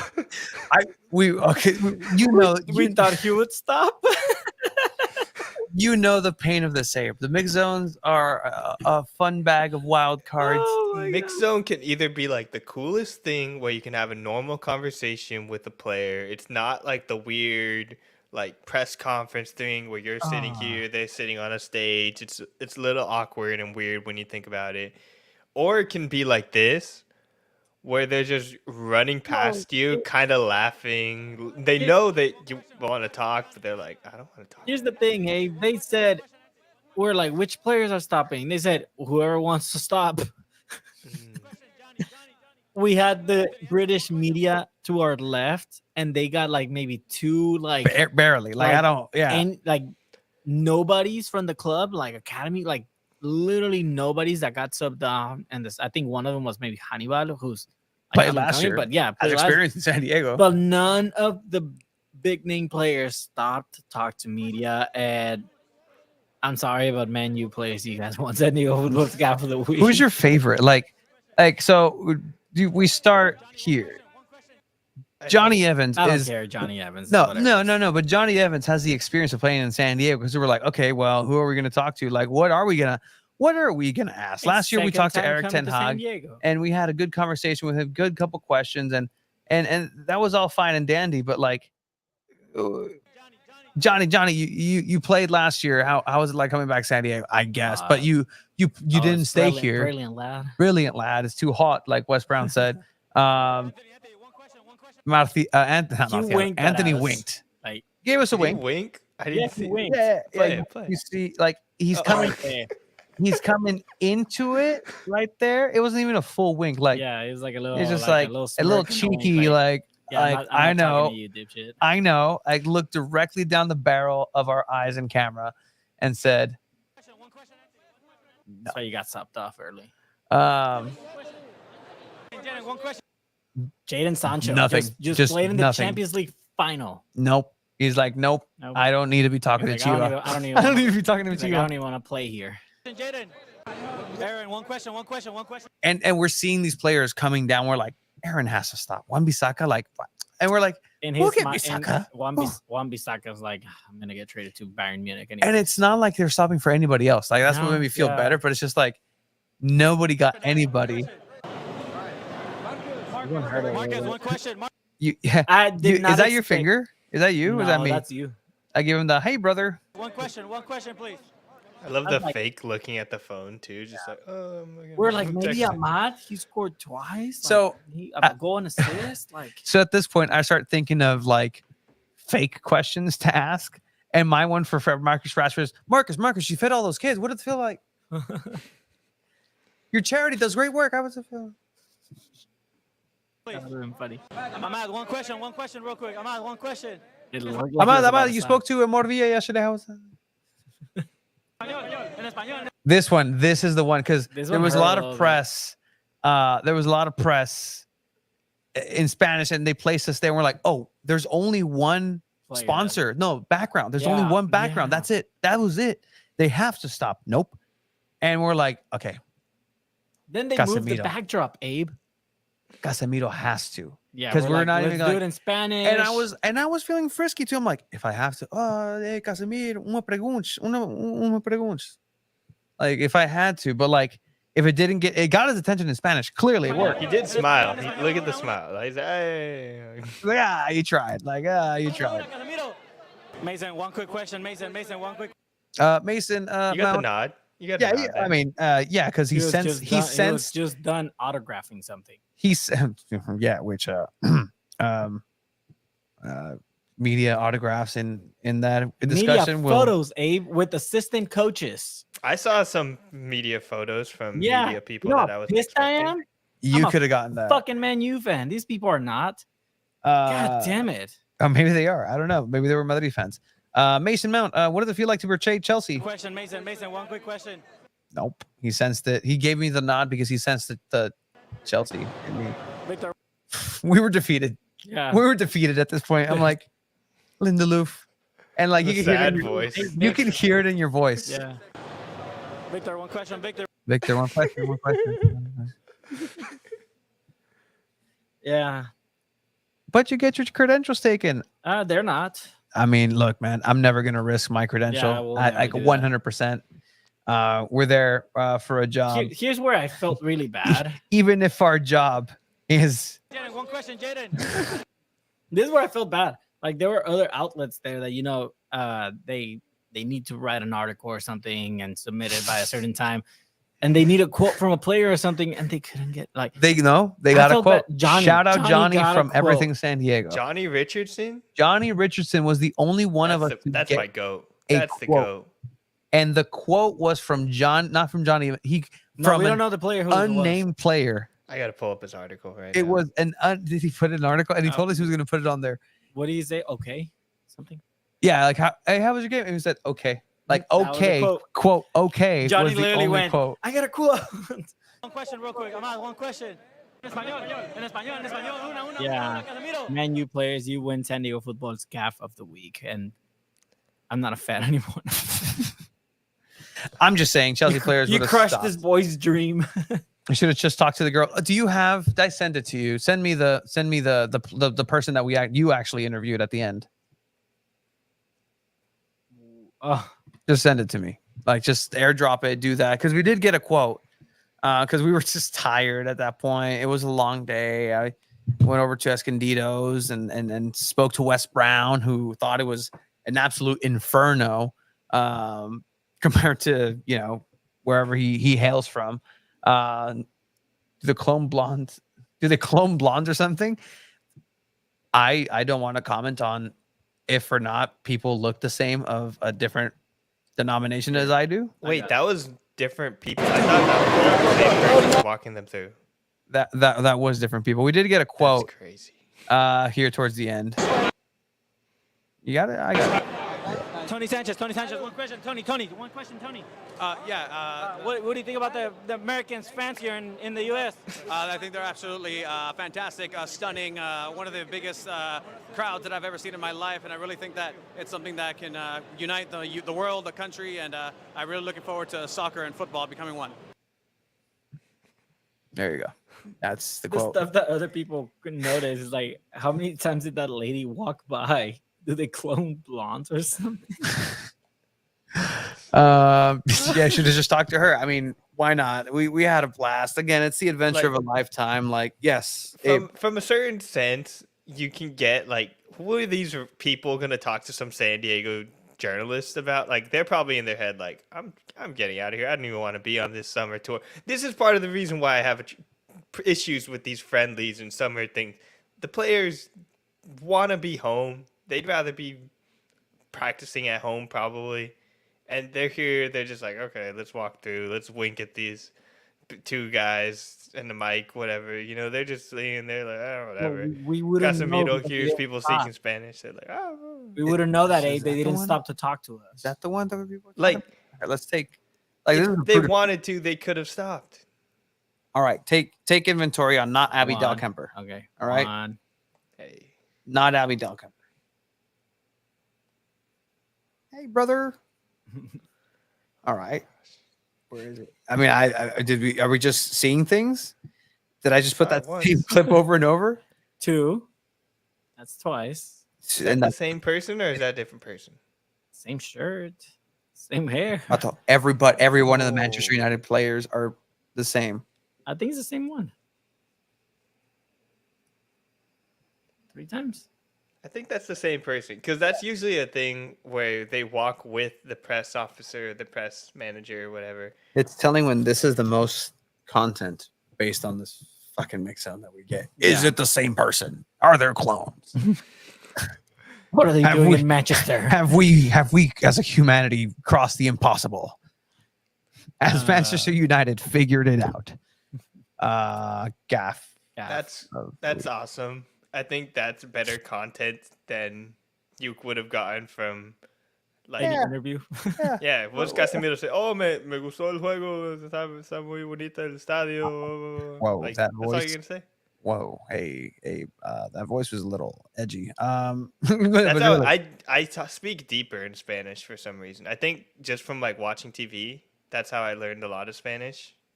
I just try to have like deep novela voice sometimes, which is probably not good. I should just speak normally. Casemiro, ¿por qué has venido aquí a San Diego a jugar contra Manchester United? And then he's like, a mí me vale el juego en Estados Unidos. Very good, Marcelo. Oh, Marcelo? Oh, Impression. yeah, cool. Yeah. Dope. Seems to be a glitch in the matrix. Absolutely. Speaking of a glitch in the matrix, look at that. This is a glitch right there. Look at this guy. The only guy that stopped to talk to me. Chameleon eyes looking 2 different directions at once.